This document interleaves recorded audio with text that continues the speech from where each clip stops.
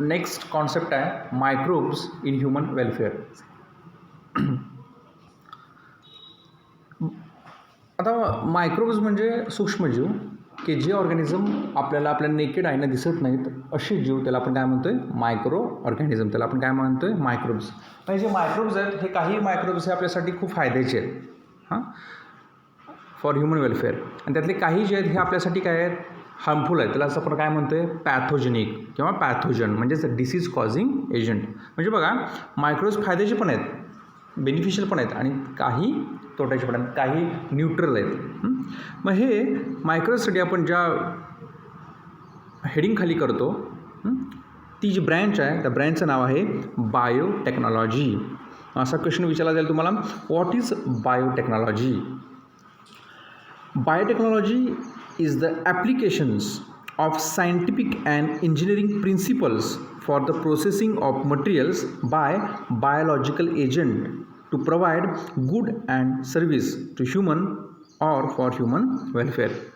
Biotechnology एक अशी branch आहे ज्या ब्रँचमध्ये सायंटिफिक अँड इंजिनिअरिंग मेथडचे प्रिन्सिपल्स वापरून आपण काय करतो आहे बायोलॉजिकल एजंट्स तयार करतो आहे.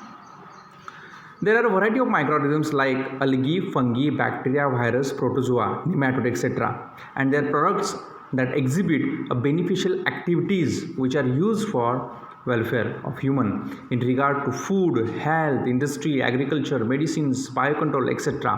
These organisms are used variously in food and feed technology, industries, waste utilization, energy, etc.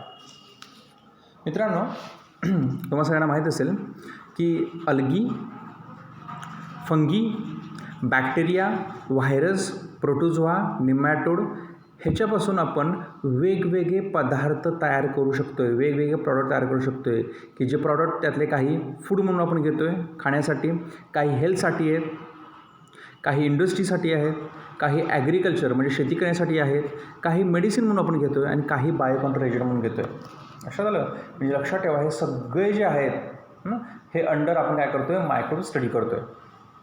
मग पहिल्यांदा आपण डिस्कस करूया मायक्रोब्स इन फूड प्रिपरेशन. असे कुठले कुठले मायक्रो ऑर्गॅनिझम आहेत की जे आपण फूड म्हणजे आपलं अन्न जे आहे हे तयार करण्यासाठी आपण वापरतो आहे. बघूया आपण. The development of biotechnology occurred in 2 phases versus traditional म्हणजे जी जुनी पद्धत आहे ती 1971ला आपण काय केली तयार केली, अँड मॉडर्न जी मेथड आहे ती आफ्टर 1970पर्यंतची आहे. Traditional biotechnology is based on the fermentation principle by using fermenting bacteria. आता फर्मेंटेशन म्हणजे थोडक्यात कुजवणे. अशा काही ज्या बॅक्टेरिया असतात त्या आपण काय करतो आहे त्या बॅक्टेरियाच्या मार्फत त्या धान्याचं किंवा ह्याचं फर्मेंटेशन करतो आहे. तुम्हाला सगळ्यांना माहीत असेल की घरी ज्यावेळी आई डोसा बनवते तर तांदळाचे जे तांदूळ आहेत ते आपण काय करतो आहे पाण्यामध्ये भिजवून त्याचं काय करतो आहे फर्मेंटेशन करतो, त्याच्यामध्ये लॅक्टिक ॲसिड तयार होतं आहे, एक विशिष्ट टिपिकल स्मेल येतो, त्याला काय म्हणायचं fermentation. These were used in the preparation of variety of indigenous fermented food product. आपल्या इंडियामध्ये असे पदार्थ केले जातात की ज्याचं आपण काय करतो आहे फर्मेंटेशन करतो आहे. मग असे पदार्थ कुठकुठले आहेत बघूया आपण. डोसा सगळ्यांना माहिती आहे, इडली, डोसा, ढोकळा. बघा डोसा, ढोकळा आणि इडली हे तिन्ही जे पदार्थ आहेत हे आपले इंडिजियस पदार्थ आहेत आणि ह्याच्यामध्ये आपण काय करतो आहे फर्मेंटेशन टेक्निक वापरतो आहे. हे ट्रॅडिशनल बायोटेक्नॉलॉजीचं बेस्ट एक्झाम्पल आहे. बघा the dosa, idli and dhokla are fermented product produce due to activity of bacteria. They are fermented prepared of rice, black gram and airborne Leuconostoc and streptococcus species of bacteria. CO2 produced during fermentation causing puffing up of the dough. याच्यामध्ये आपण काय करतो आहे black gram rice वापरतो आहे, त्याचं fermentation करतो आहे. मग हवेमध्ये जे बॅक्टेरिया आहेत आता ल्युकोनॉस्टॉक आणि स्ट्रेप्टोकॉकस स्पेसीज ह्या हवेमध्ये असणारे बॅक्टेरिया, ह्या बॅक्टेरिया काय करतात त्याच्यामध्ये एंट्री करतात, त्याच्यामध्ये CO2 तयार करतात आणि CO2 मध्ये पफिनेस म्हणजे त्याच्यामध्ये स्पॉन्जीपणा येतो आणि ती इडली किंवा तो डोसा किंवा तो पदार्थ फुगतो. म्हणजे ह्याच्यामध्ये हे दोन जे मायक्रो ऑर्गॅनिझम्स आहेत हे खूप इम्पॉर्टंट आहेत, ल्युकोनॉस्टॉक अँड स्ट्रेप्टोकॉकस स्पेसीज. तुम्हाला असा प्रश्न विचारला जाईल की जो स्टेट बोर्डला भरपूर वेळा विचारलेला आहे. What does make idli puffy? तुम्ही काय म्हणणार? The bubbles of CO2 trap in dough during fermentation makes idli puffy. On which principle traditional biotechnology is based? तर त्याचं ॲन्सर आहे traditional biotechnology is based on the fermentation principles. In which 2 phases the development of biotechnology occurs?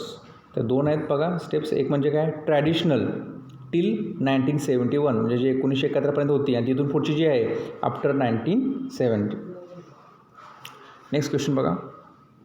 हां sir, microbes as a source of food.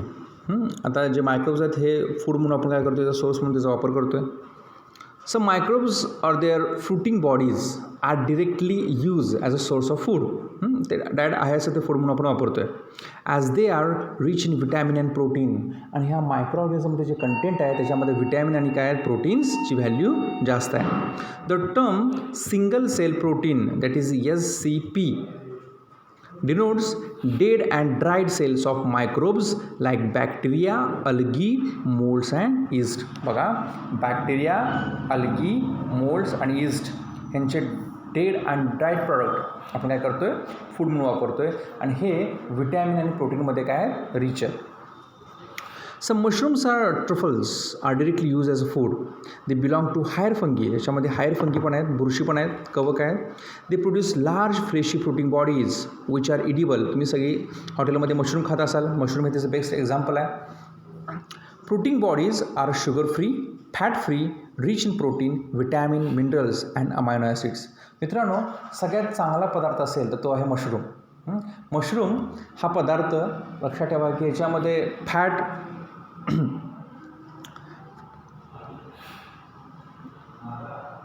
Vitamins, minerals, amino acid हे खूप छान पद्धतीने maintain केलेलं आहे. डाईटसाठी पण हे चांगलं आहे आणि सगळ्यात लो कॅलरी फूड जे काय असेल तर ते आहे.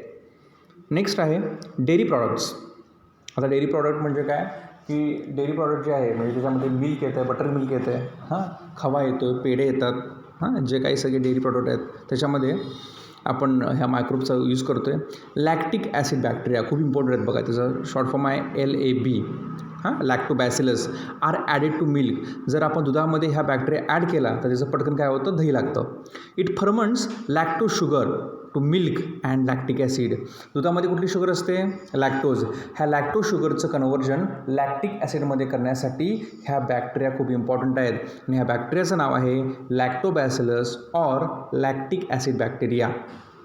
It ferment lacto sugar to milk into lactic acid. Lactic acid causes coagulation. आता लॅक्टिक ॲसिड ज्यावेळी तयार होतं त्यावेळी काय होतं, क्लॉटिंग तयार होते, कोॲग्युलेशन तयार होते, गुठळ्या तयार होतात. And partial digestion of milk protein casein.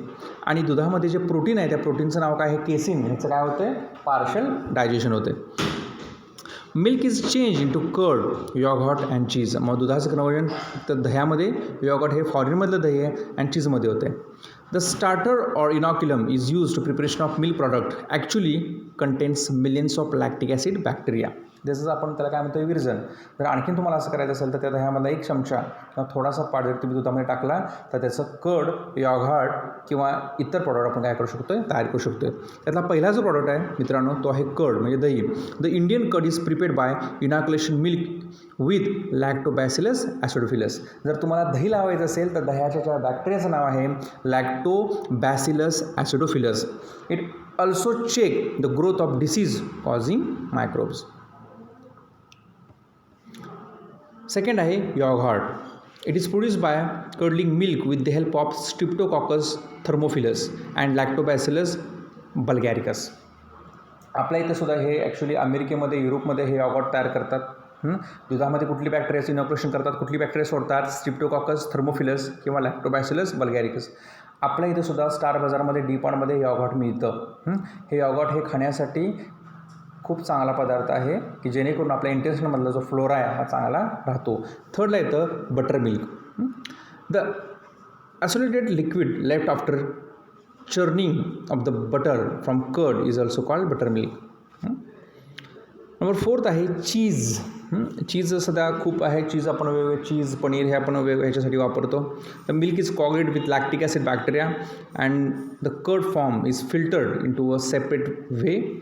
The solid mass is then ripen with growth of mold that develop a flavor in it.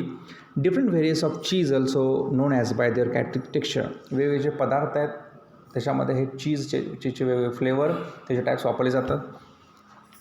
Texture flavour and taste which develop by different species of microbes.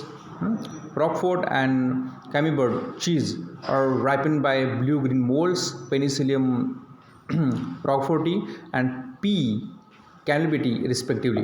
The large holes in Swiss cheese are developed due to the production of large amount of CO2. तर त्याच्यामध्ये जर स्पॉन्जीपणा जर आपल्याला तयार करायचा असेल as like sponge, तर त्याच्यामध्ये CO2चं कॉन्सन्ट्रेशन काय करायला पाहिजे, ॲड करायला पाहिजे.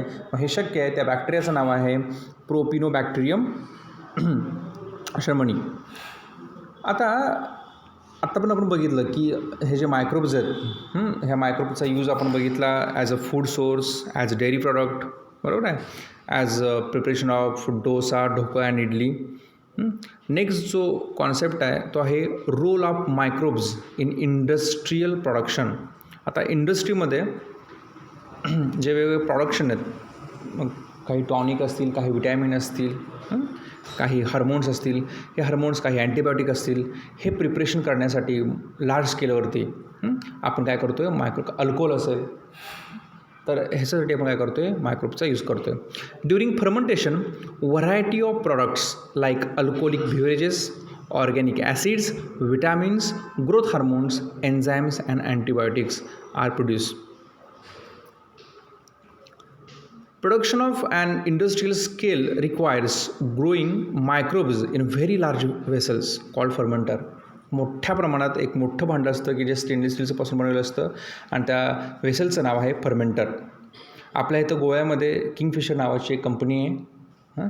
त्याच्यामध्ये असे मोठमोठे फर्मेंटर आहेत की जिथं अल्कोहोल तयार केले जातं.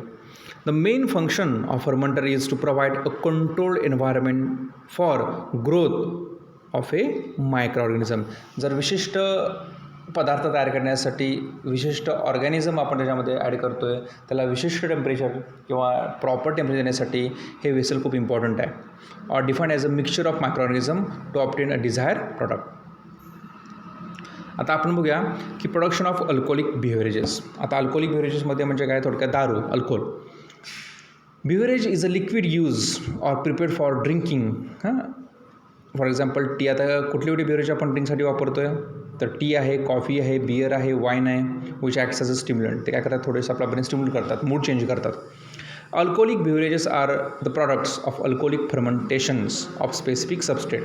Use of microbes in making alcoholic beverages is known as since Vedic period regarding 5000 to 7000 BC.